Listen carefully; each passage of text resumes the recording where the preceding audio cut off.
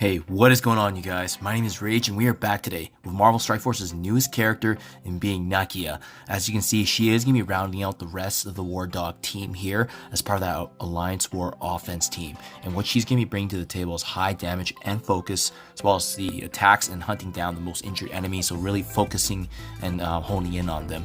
Her key ability highlights that when she does have charge, any enemy or War Dog ally, she's going to ignore the stealth to attack the most injured enemy for that piercing damage that could be quite significant. On top of that, she's also going to be generating ability energy for the War Dog allies, clearing taunt, and as well as having some crowd controlling aspects with the ability block and additional damage focus granted. Now, how we are going to recruit her is through the upcoming War Dogs event campaign, as well as through the adjourned spy orbs and special offers. So keep that in mind going forward, guys.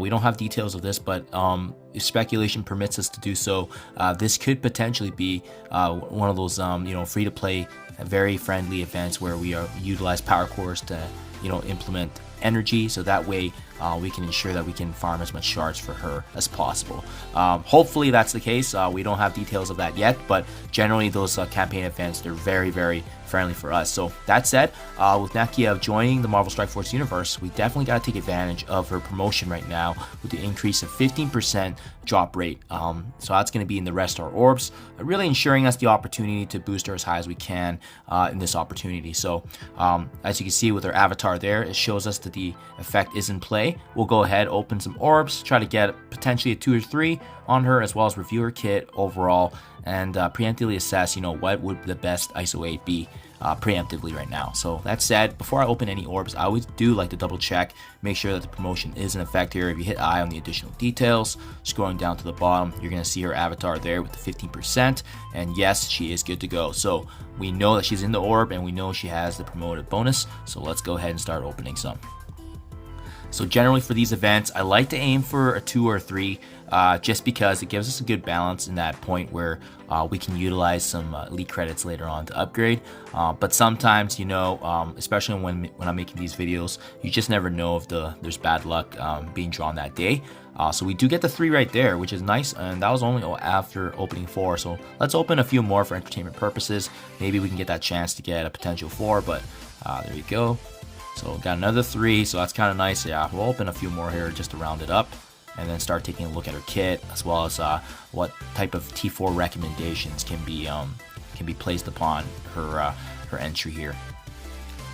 So not too many purples there. Let's open a couple more here. Yeah. It is always nice to get that 4 in the beginning if you're able to, but sometimes it doesn't land. So yeah, we got the purple there. Unfortunately on Thanos, duplicate credits. It is what it is. I'm pretty okay with the 3 right now. I might try later on. Not really my concern right now, just because the War Dogs team specifically, I'm not sure if I'm building them up yet, so that's why I'm kind of hesitant for that, just because they are going to be one of the 2 teams that's viable to go through the Dev Scourge. But with the current event right now, especially with the first Black Panther being available, likely folks won't have them built up too high, so the prominence seems to be placed on the Bionic Avengers right now, but we'll see how time entails here. So first and foremost, her basic attack, Ring Blade Assault. She's going to be attacking primary target for percentage damage, as well as clearing a positive effect. So that's a pretty powerful basic already, being able to strip a positive effect. She can also chain to adjacent targets and also strip, as well as any crits. She's going to be gaining stuff actually up to a maximum of 5. So as you level this ability up, it's actually going to chain to additional targets. The increase in positive effects also goes up. And as well, the T4 here actually allows it to chain to 3 adjacent targets. So I feel like this ability is going to actually be used quite a bit outside of her special and ultimate. It could be worth noting that extra target for adjacent is going to be huge, especially being able to clear 2 positive effects, especially if you have a high focus on her to actually implement that.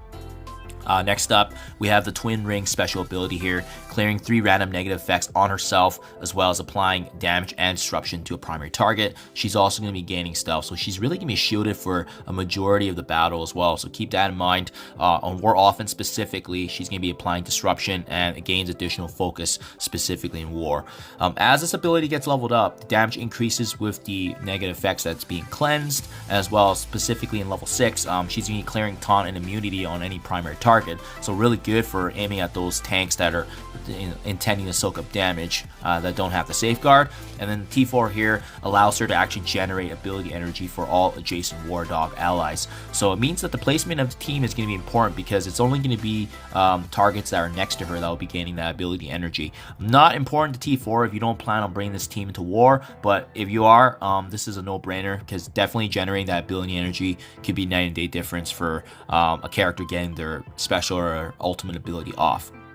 From the Shadow's ultimate ability here, she's going to be attacking the primary target for percentage damage. On War Offense specifically, she's going to be applying ability block, so this is where that crowd controlling aspect will kick in for hers.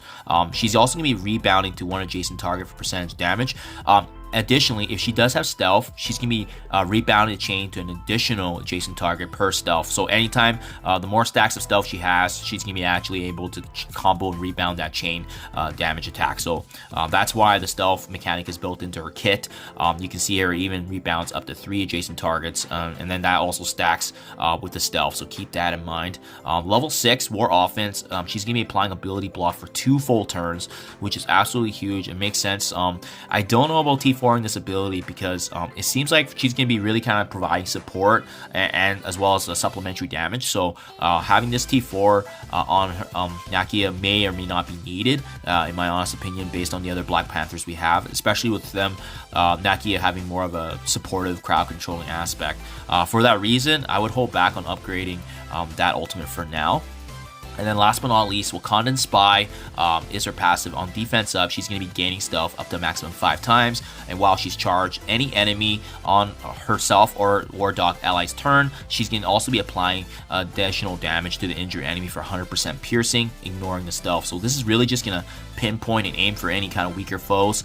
You can see she's going to be also gaining charges per ally that she has as well. And then as well, whenever any of the War Dog ally drops below that 50% threshold and she has at least 2 stealths, she is going to be able to transfer that as well, providing that buffer and damage mitigation to really protect them where needed. And keep in mind, this is specifically on War. So as this ability does get leveled up, she's going to be able to increase the ally's focus. She's going to be providing additional damage. And then lastly, the passive here of T4ing are allowing 350% piercing instead. So this one definitely makes sense. Once again, just how notable that damage is. A lot of her kit is going to be funneled into really supplementing the team on a war basis. So I mean, honestly speaking, from her kit right now, if you don't plan on taking this team up to war, I actually just recommend T4ing her basic. I'd leave her special or ultimate and her passive. If you do plan on bringing her up, then the other abilities do make sense. Now, given kind of what we've seen with her abilities here, there's a couple of things you can do with her. Because she does have some crowd controlling aspects with her ability block, and so applying vulnerability is going to be pretty important to her kit.